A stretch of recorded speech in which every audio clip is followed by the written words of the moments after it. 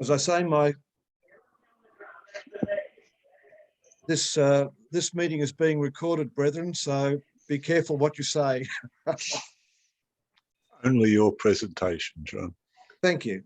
The Master's word would appear to have been inherited from some time in our fraternity's dim past, but the meaning seems to have been lost at some stage.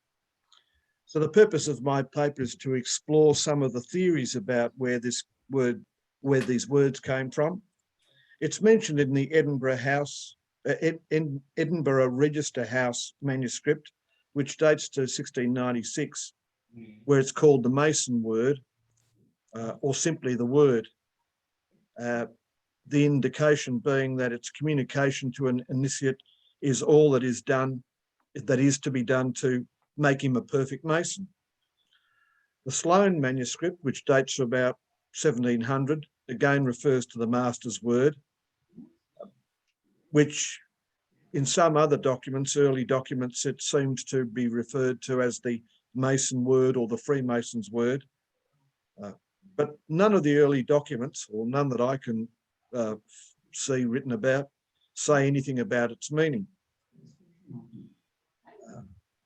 Much of my paper goes back to a paper by Brother Bruce Hunter in the Quattro Coronati Lodge, which refers to marrow in the bone. Now that is an expression which gained some exposure during the William Morgan affair in the United States in the 1820s. But even earlier, if you go to another exposure of 1725, the whole institution of Freemasons opened, it says that the word signifies marrow in the bone. But there doesn't seem to have been much importance attached to the word in the ritual at that time. There's no particular legend or secret attached to it. And the particular meaning seems to be attached to the second of three words. And in any event, no explanations given. Now that might just be a reflection of what the ritual was like in the 1720s. And it must be remembered that there's no particular evidence of a third degree until the 1730s. So one assumes that the ritual and the story is still being developed at that time.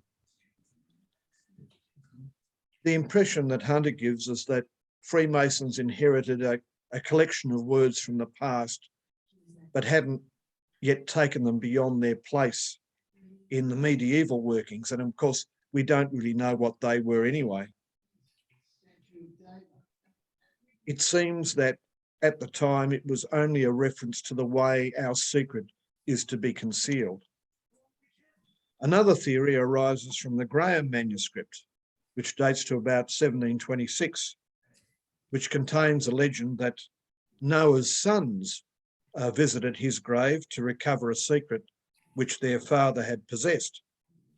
Of course, their mission fails, and they're prepared to accept anything they find in the grave as a substitute for the secret. I think that might sound familiar to most of us, having been through the third degree. But all they find is their father's decomposed corpse. So one said, "Here is yet marrow in this bone." And the second said, "But a dry bone." And the third said, "It stinketh." So they agreed to give it a name as is known to Freemasonry to this day. Now that seems to me to have pretty much the same content as our Hiramic legend and seems to serve the same purpose.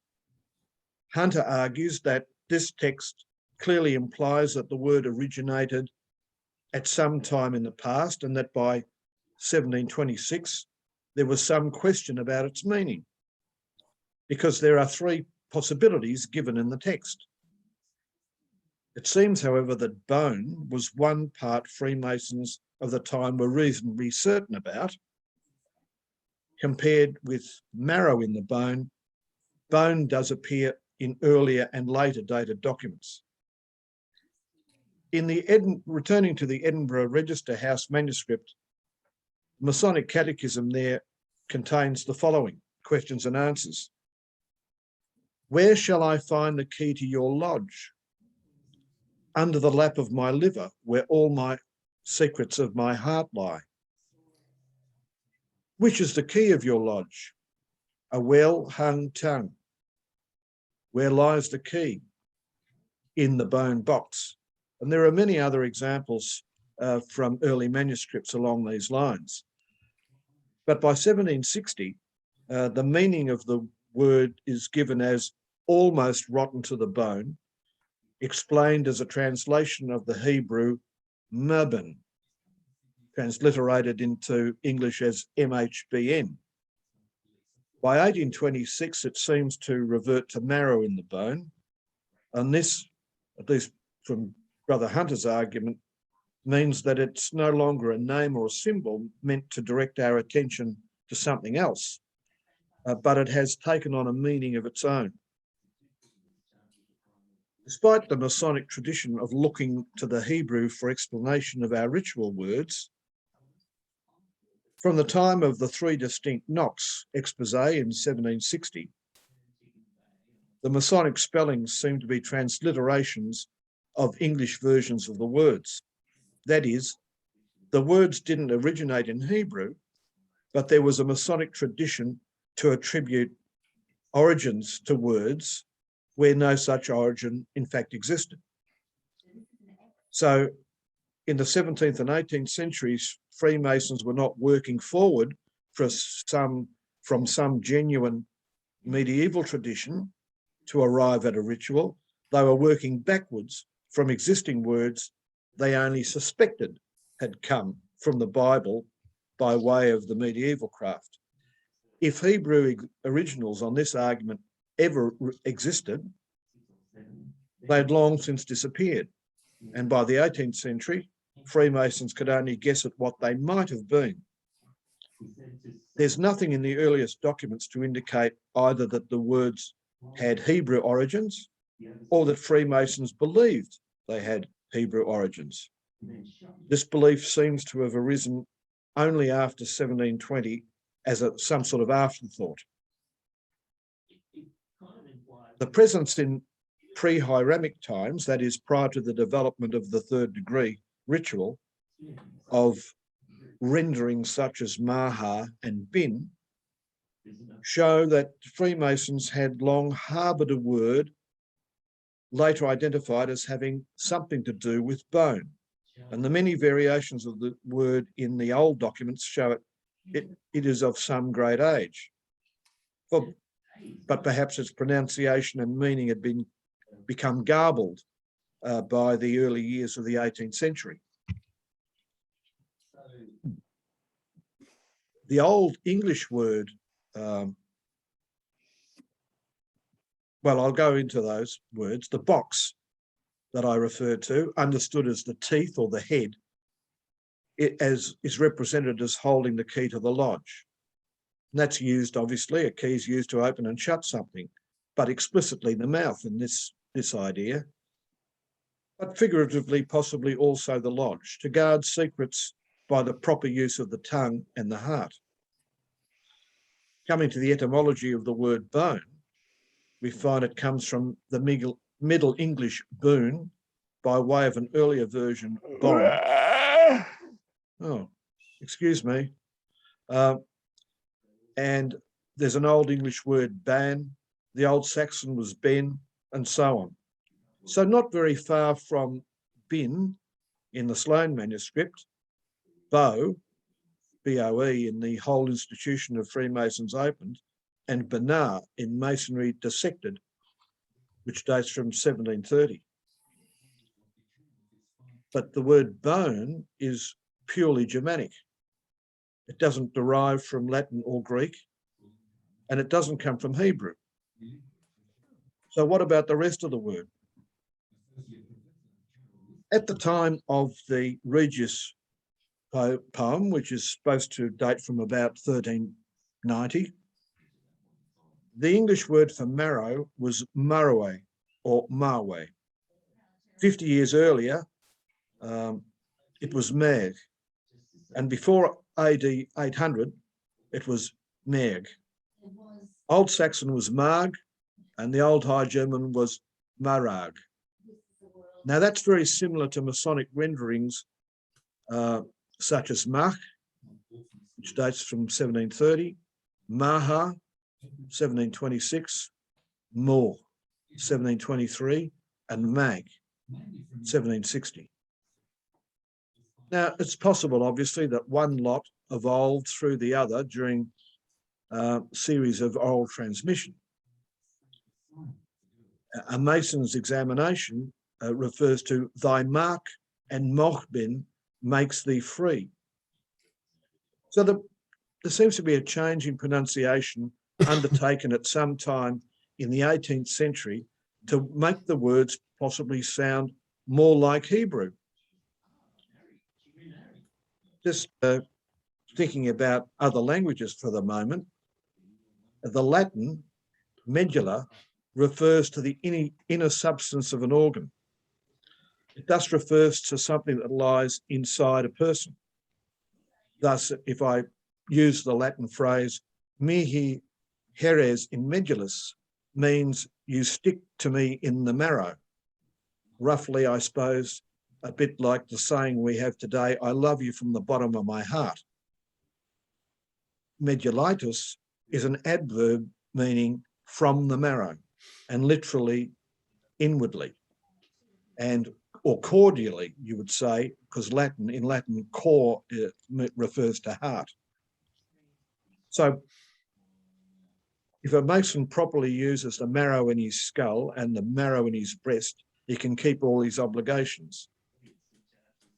And in Brother Hunter's opinion, that's the original meaning of the Master's word. Now, having got to this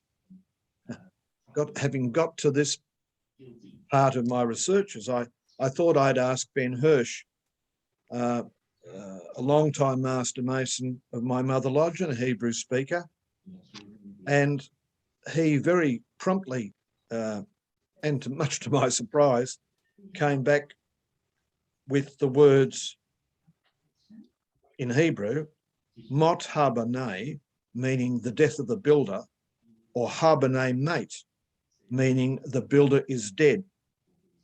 And it seemed to me that neither of those renderings are very far from the words we use.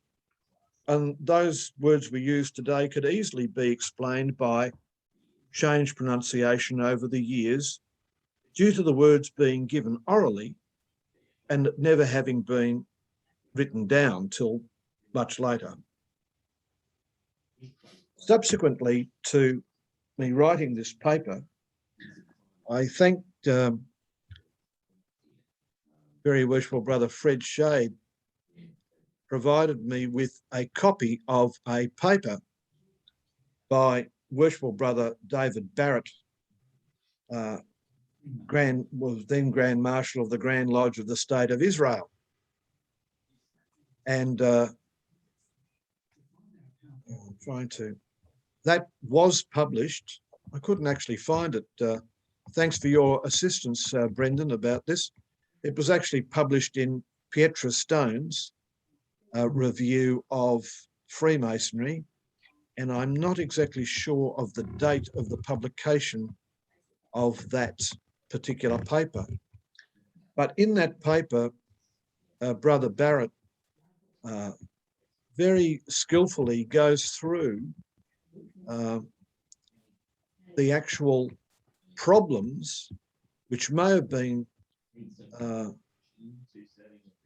run into by those who were devising our rituals in the 1720s of transliteration of Hebrew words. He gives in his paper a number of the pretty much similar as I have examples of the words and the way they would have sounded in 1700 and to 1760. But the problem he elucidates in his paper is the issue of Hebrew letters. Now, for those who don't know, Hebrew is read from right to left rather than left to right. And there are Hebrew letters which look the same but aren't, and Hebrew letters that don't look the same but sound the same when they're pronounced, and Hebrew letters that are different depending on which part of the word they fall in. His view is that on the reading of the Hebrew letters, as he has gone back through them, the word actually translates as your son is dead, or your builder is dead, which is not dissimilar from the view which the argument in his paper really is that in the early 1700s, they de-Christianized the ritual, and although the Haramic legend, as we understand it, was a reference to the resurrection of Christ, to make a universal craft open to all brethren of Jewish faith or whatever, they de-Christianized it, and instead of the Son of God is dead, they redid it to make it the builder is dead. Brother Hirsch says that the rendering Mot Habanah, meaning the death of the builder, or Habanah mate, meaning the builder is dead, is somewhat different from the meaning which Brother Barrett gives and says in his paper is in use in the Grand Lodge of the State of Israel. So, brethren, if I had some more time, I'd actually I would have obliged Brendan to put up overheads pointing out the transmigration of the letters of the particular words that were used. Brother Barrett's paper does make quite a deal of mention of Noah, but I think I want to give plenty of time for brethren to ask questions. None of these papers, in my view, is ever completed. These are only the way I've looked at it, and any paper in a lodge of research, in my view, is simply an introduction to permit a fuller discussion between the brethren. So thank you, brethren, for your attention. I look forward to your questions, and I hope I'll be able to answer them, or perhaps somebody else on this call, on this Zoom meeting, might be able to do so.